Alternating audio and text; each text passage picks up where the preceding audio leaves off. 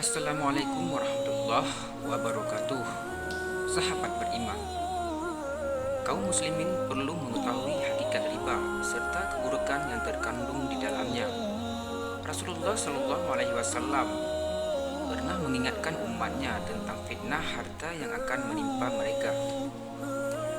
Dari Abu Hurairah radhiyallahu anhu, Rasulullah Shallallahu Alaihi Wasallam bersabda, akan datang suatu masa pada umat manusia, mereka tidak lagi peduli dengan cara untuk mendapatkan harta, apakah melalui cara yang halal ataukah dengan cara yang haram.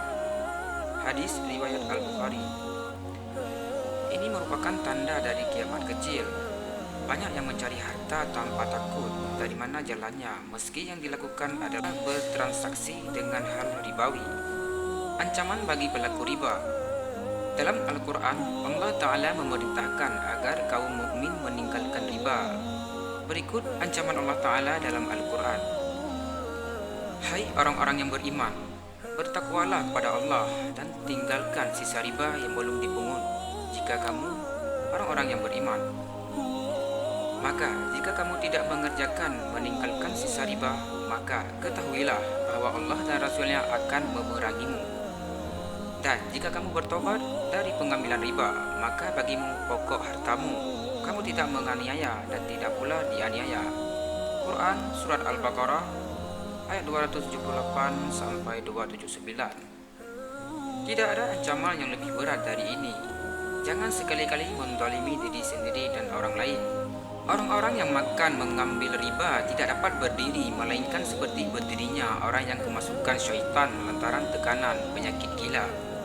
Keadaan mereka yang demikian itu adalah disebabkan mereka berkata atau berpendapat, sesungguhnya jual beli itu sama dengan riba, padahal Allah telah menghalalkan jual beli dan mengharamkan riba.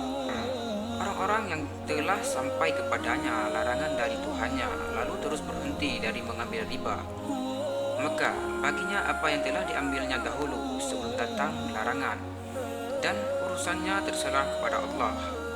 Orang yang kembali mengambil riba, maka orang itu adalah penghuni-penghuni neraka. Mereka kekal di dalamnya. Quran Surat Al-Baqarah ayat 275. Allah memusnahkan riba dan menyuburkan sedekah. Dan Allah tidak menyukai setiap orang yang tetap dalam kekafiran dan selalu berbuat dosa. Quran Surat Al-Baqarah ayat 276. Harta seseorang akan kehilangan berkahnya apabila melakukan riba. Sebaliknya, sedekah yang Anda berikan akan dilipat gandakan Allah meskipun kecil. Maka jangan pernah meremehkan perbuatan baik atau sedekah walaupun kecil. Bisa jadi yang kecil lebih mendapat manfaat dan berkah. Dari Jabir radhiyallahu anhu, Rasulullah Shallallahu Alaihi Wasallam bersabda, Rasulullah Shallallahu Alaihi Wasallam melaknat pemakan riba atau rentenir, penyetor riba, nasabah yang meminjam, penulis transaksi riba atau sekretaris, dan dua saksi yang menyaksikan transaksi riba. Kata beliau, semuanya sama dalam dosa. Hadis riwayat Muslim.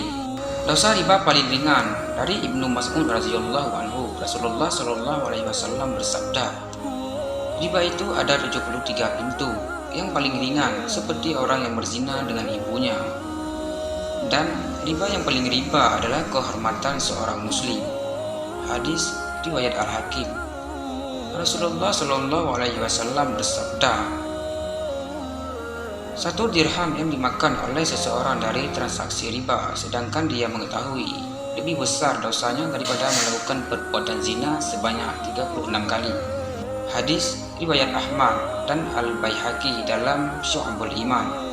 Dari Ibnu Mas'ud radhiyallahu anhu, dari Nabi Muhammad sallallahu alaihi wasallam, beliau bersabda, riba membuat sesuatu jadi bertambah banyak, namun ujungnya riba makin membuat sedikit jumlah maupun sedikit berkah. Hadis riwayat Ibnu Majah. Al-Hakim Al-Hafidh Abu Tahir mengatakan bahwa sanad hadis ini sahih. Demikianlah, wallahu a'lam bishawab. Assalamualaikum warahmatullahi wabarakatuh.